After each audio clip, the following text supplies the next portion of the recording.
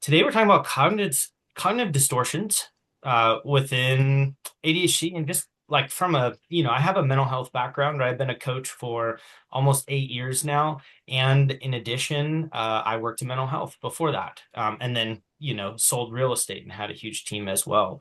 And so cognitive distortions, there are 10 main cognitive distortions, and we're going to do two calls on this, two parts. And I do this every year because these are fundamentally some of like a lot of what I do with coaching as a coach, right? Over 10,000 calls with coaching. We're interrogating reality and we're looking at different, in a sense, like trauma responses. That's kind of what cognitive distortions are. It's like our own protective, uh, like neurological processes that we learn growing up, whether that's from trauma, like from a home, or like it could be trauma from being undiagnosed neurodivergent and needing to like survive. So there's a lot of reasons that you might experience cognitive distortions. And if I want to say first off is it probably will, there'll probably be something in here that resonates.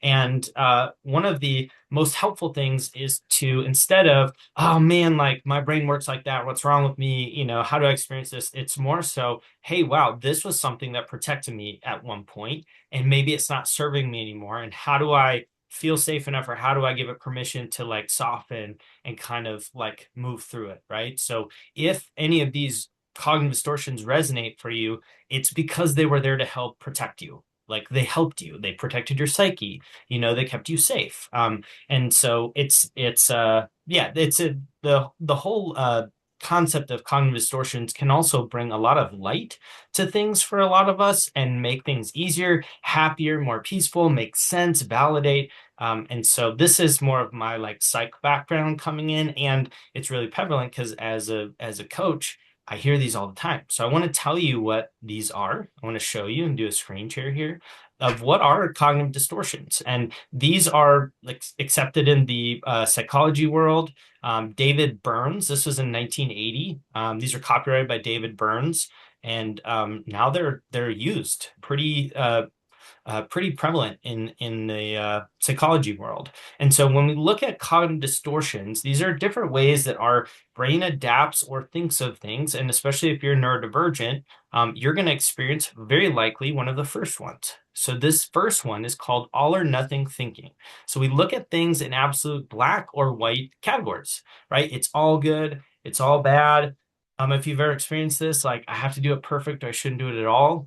Anybody experience that? Right? Or like if you have a workout program, it's like, man, I gotta go all in and I'll start Monday and I'm gonna not do anything for it right now. I'm gonna, do whatever. So this like concept of all or nothing thinking. Now with neurodivergence, if you have ADHD and autism and some other things, we naturally slide more into all or nothing thinking or black and white thinking. So it doesn't necessarily need to be like a trauma response essentially that developed this. However, a lot of researchers argue that being neurodivergent and undiagnosed for so long can actually be traumatic. So it's this all or nothing thinking, right? You look at things in absolutes, black and white categories, all bad, all good. You might think people are safe or not safe, right? You might have an example of this is maybe you have a friend or a client or a partner and you just think the world of them, right? You kind of have them on a pedestal, and then something happens, even if it's little, and all of a sudden it's splitting is what it could be called, and now you see them as unsafe. Even if there's a pattern of safety for a long time, but there's something all of a sudden it switches, right? So the person's all good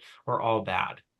So that can be an example of all or nothing thinking, which we're going to dive deeper into these, but I want to tell you about the 10 first. And remember, we're doing part one and two. So we'll have more time next time too.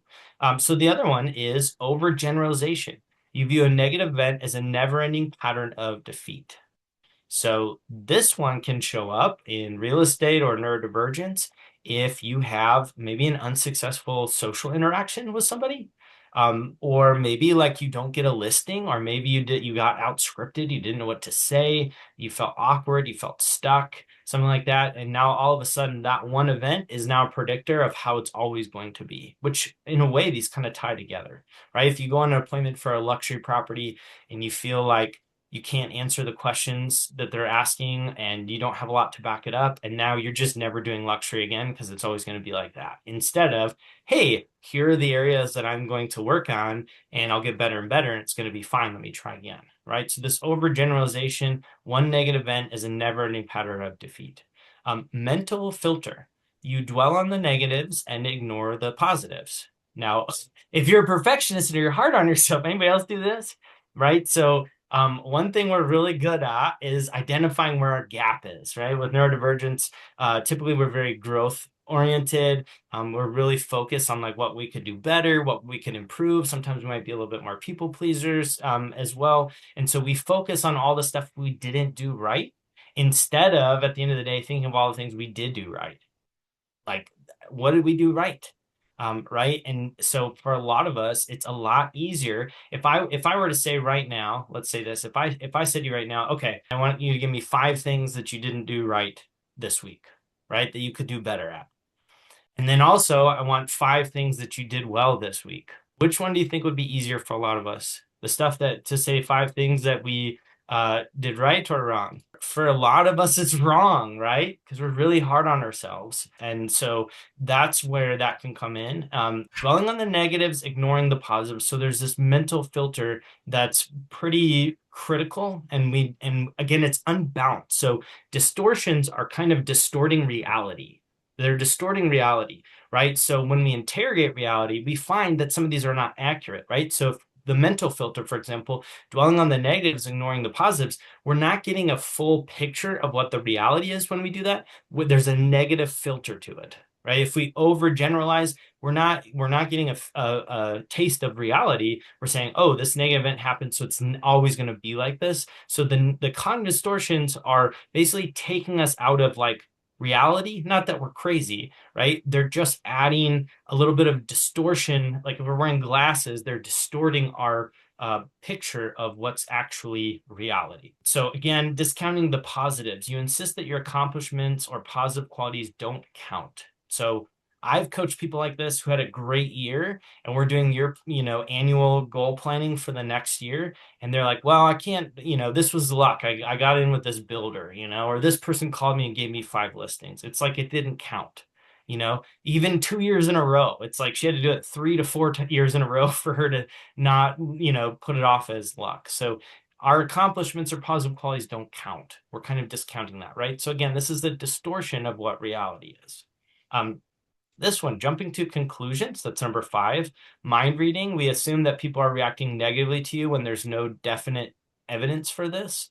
Or fortune telling, you arbitrarily predict things that will turn out badly. So this first one, mind reading, we assume people are reacting negatively to us when there's no definite evidence of this. So I think it was Dan had in the comments in the beginning, if this included rejection sensitivity dysphoria, and I would say yes, right? Because rejection sensitivity dysphoria, which we did a call on before, is about like assuming judgment, assuming rejection, even if it's neutral, right? Even if we might even just project it onto her. So here's where I would say rejection sensitivity dysphoria would come in, is that we assume negative intent. I don't know. So I grew up, my grandma grew up Amish, like in North Dakota and Wisconsin. They moved to North Dakota. But there was a saying, I don't know if you've heard of this, but assuming makes an ass out of you and me. And I always think of that when I hear the word assume.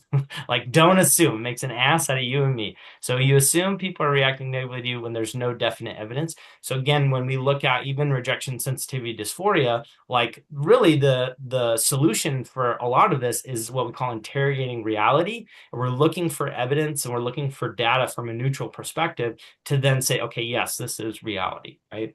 And then fortune telling, arbitrarily predict things will turn out badly, right? So in some of these, you'll see an overlap, but I think of, calling a for sale by owner, right? Maybe you've done it once and it didn't go well. And now you're saying it's always going to be bad. It's always going to be uncomfortable, or I've never done it before, but I hear it's horrible. So definitely it's going to be horrible for me. So I'm not going to touch it, so that could be something there as well.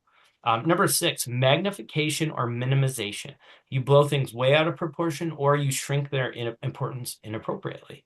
So An example of this is shrinking importance inappropriately, and I think that we can do this is sometimes our needs, right? If we're people pleasers, if we're perfectionists, if we try to shrink ourselves, we try to mask our traits, and we shrink the importance of what we might need to an inappropriately small, category. So that could be something there, or blow things way out of proportion. Sometimes we can have big emotions, right? And we can have that all or nothing thinking. We can be a little bit impulsive.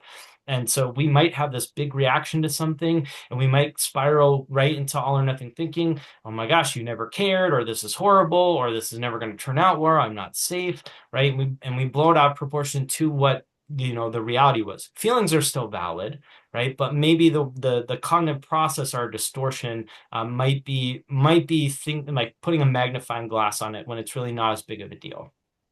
Um, Emotional reasoning, you reason from how you feel. I feel like an idiot, so I really must be one. Or I don't feel like doing this, so I'll put it off. Which this one, I mean, this is executive function. So if you resonate with this, I don't feel like doing this, so I'll put it off.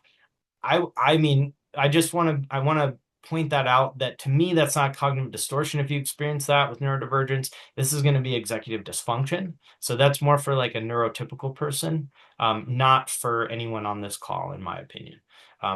But here, you reason how you feel. I feel like an idiot, so I really must be one. So an example of this is like, let's say you're talking to somebody and, you start to feel bad. Maybe they're holding you accountable to something. Probably not anybody on this call, but let's say they're saying things that hurt their feelings or something. And you might say, oh, wow, this person makes me feel horrible. They must not be a good person to be around. This is someone who might have trouble taking responsibility, right? And then thinks, well, that person makes me feel bad. Therefore, they're not a good person. I'm going to go away instead of, ooh, I need to take responsibility, right? Or here's another one. Maybe you're around somebody that doesn't take responsibility and they make you feel small, right? They make you feel small and they blame you for everything. And you feel really small around them. So you think, man, I must not be as confident as I thought. Right? I must not be as like helpful as I thought. I must not be as good of a person as I thought, even though I try really hard. Maybe something's wrong with me. So it can go both ways, right? But what we're doing is we're letting external things influence us, and then our cognitive filter is a little off instead of, hey, this person's holding me accountable and this is uncomfortable. It doesn't mean they're bad, but this is uncomfortable. Or this person makes me feel really small. That doesn't feel good. And I know that I know my worth. So maybe this isn't a good person for me to be around, So again, these cognitive distortions might have protected us maybe as a kid. But as adults, they don't help us in the same way a lot of times. This one, number 8, should statements. Oh man, I know a lot of us can do this, right? Is should statements. And so you should do this. I should have done that. That's, as they say, you're shitting all over yourself, right? Man, I should have done more lead generation this whole year. Gosh, yeah, I know I was going through cancer treatments, but I should have done more. I should have tried harder. I should have done more social media. I should have marketed more, right? Should is a shame word, and likely it's not going to move you forward. Whereas if you replace should with the word could, you could have done more lead gen, you could have done more social media, you could have time blocked better, you could have got a coach, you could have got a mentor, you could have, worked at home more, whatever that is. Could, if you feel the difference, right? Oh man, I should have done more social media this year. Gosh, versus I could have done more social media this year, right? One is empowering, one is shaming. Shaming is probably going to make you take away energy. It's not going to be helpful if you shame yourself.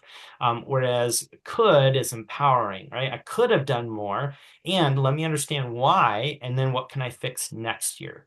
What do I want to be intentional about with social media this next year? So this shoulding thing is a huge one.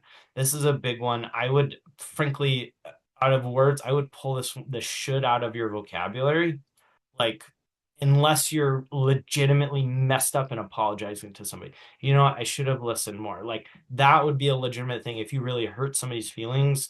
But that would probably be the only time I would use that. I wouldn't use it talking about myself and goal setting and things I forgot or think, because again, there's a reason that you didn't do it, it's probably not because you were just being a jerk and watching TV and didn't care. That's not how we're wired, right? You might have been overwhelmed, overstimulated. There might have been some self-sabotage as a self-protecting mechanism in there. You might have been like executive function issues, like whatever it is. But when you slap the label of like you should have and the shame, it stops you from interrogating reality on what actually happened. And when you get the data and the evidence, that's when you can actually move forward.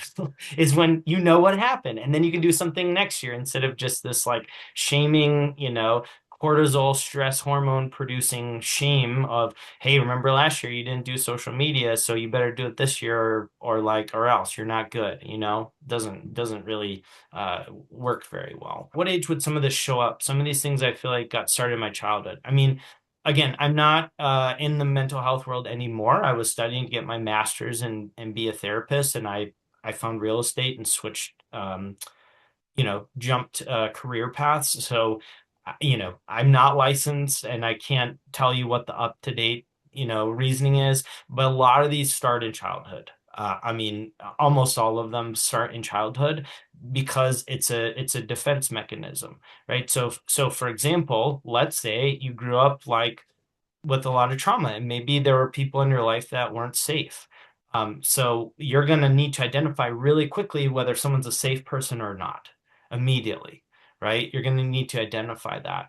Overgeneralization, like a negative event is a never-ending pattern of defeat. Let's say your parents were really, really harsh on you, very critical, and so you became a perfectionist, and yet it still didn't meet their demands, right? They were never happy and you exhausted yourself. So you protected yourself by saying, you know what, it's just going to be how it was before. I'll just defeat. And then you protect yourself from that rejection and kind of stayed small and disappeared, right? That could be, something. Mental filter. Maybe you're just undiagnosed neurodivergent and your output wasn't the same as someone else in your class because the class wasn't built for you. And so you had to focus all the time on what to do better to escape punishment because people didn't know you're neurodivergent and they're comparing you to neurotypical standards in a neurotypical environment. And so you couldn't celebrate the positives because you had to push yourself to this extreme level just to not like lose access and not get grounded, for your grades. Maybe you had a learning disability, right? So a lot of these are from childhood. They're not as common as adults that I know of. I know people with substance abuse experience all or nothing thinking. The caveat, if you had a traumatic event like PTSD, there was an assault, there was some kind of really traumatic event, our brain can go more into survival mode. And so you could develop more all or nothing thinking if something really bad happened as an adult. But it would have to be from trauma, is my understanding, to develop this later in life. Um, so, so yeah, so number nine is labeling. You identify with your shortcomings. Instead of saying, I made a mistake, you tell yourself, I'm a jerk, I'm a fool, I'm a loser, I'm not good at this, I'm not a great realtor, I'm not successful, right? So we're basing our worth and our label and our identity on our output. Right, on our performance is a good way to say this, and how to adapt this as real estate agents is, if your numbers are up, then you're good, you're successful, you care about yourself, you're enough. If your numbers are down, you're less than, right? Your self-worth fluctuates with your numbers or your performance. And I see this all the time. I see this with extremely successful people. I've coached people doing 1,000 units a year, and 1,000 isn't enough. And they thought it'd be enough, and they got to 1,000 and they still don't feel good about themselves. And so maybe it's 1,500, or maybe it's 2,000, or maybe it's 5,000 sales a year. I'm not kidding. Like if you're assigning your worth to your performance right now, even if your performance gets better, you're probably not going to all of a sudden believe in yourself and have higher self-worth. You're going to find a new, target to reach where you think, okay, well, then I reach this, I'm going to be good enough. So this is a big one. I mean, I experienced this and had to work through this, but your shortcomings are reflecting your identity, your worth, right? So, or a mistake. This is something we do.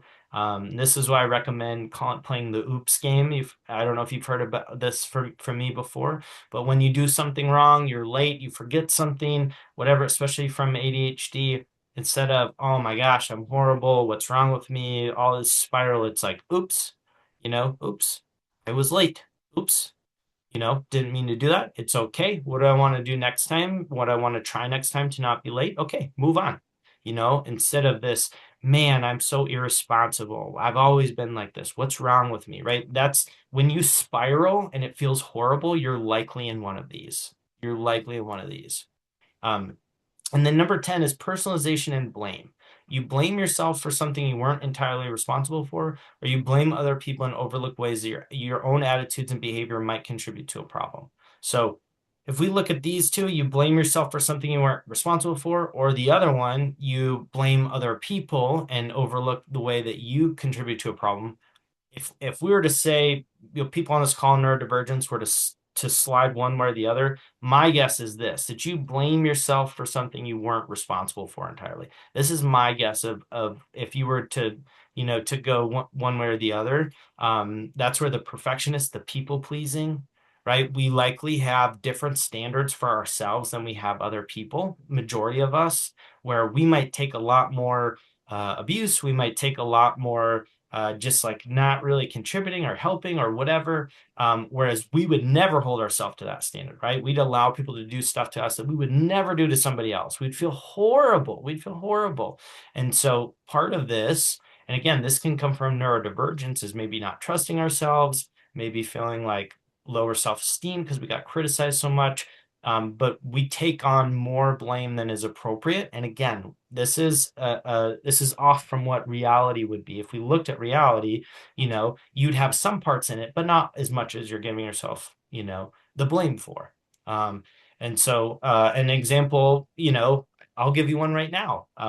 Anybody try to hire somebody, whether it's an admin or a buyer's agent or assistant or anything, transaction manager? Okay, so a lot of us have maybe done that, whether it's a virtual assistant. Okay, so as a coach, what I'll tell you, coaching mainly neurodivergent people, is someone will make a bad hire, not a good hire. This is not the right person. They might be very entitled. They might not show up, right? They're just kind of maybe not very empowered. They're not studying anything. They're kind of wanting you to just like tell them everything and give them everything.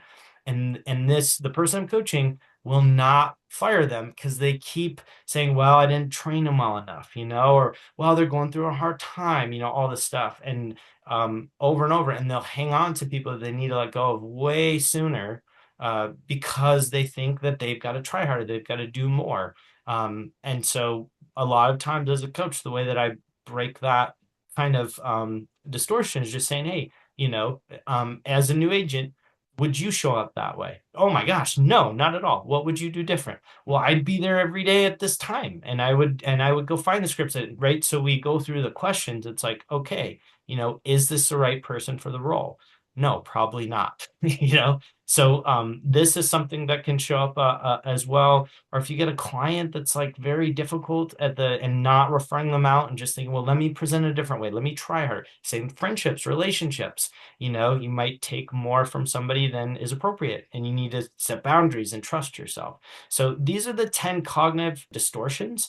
And what we'll do, we're going to do part two. You have this handout. So if you're like, oh my gosh, I have all these, now what? You can look through the sheet if you want to, but we're going to talk about how to untwist it next call. And the reason I separated this way is, one, we're going into the holidays. So you could not experience much of these. And then when you get around something that might trigger you, like you go back home, maybe around parents or family or just an environment, an oral city or whatever, you're more likely, if you're in an environment where there was trauma, to have some of these come back. It doesn't mean they're permanent. So this is part of why I wanted to bring this up around the holidays, because people are more likely to go home. They're more likely to be in the family structures. And so these are, in a sense, trauma responses. Okay. So if you experience these, do not, beat yourself up. It's a trauma response. Very likely it's a trauma response. And so a trauma response, you're not going to beat a trauma response out of yourself, right? You're gonna be able to do some stuff about it. So we're gonna go into part two next week of like, what do you do when you experience this? Anyways, yeah. So 10 cognitive distortions. We'll see you next week for how to integrate reality and kind of unpack that. And yeah, go easy on yourself. Think of something you did well today. Really do that for yourself. And yeah, excited to talk to you next time. So, all right. Have a great Tuesday, everybody. Take care.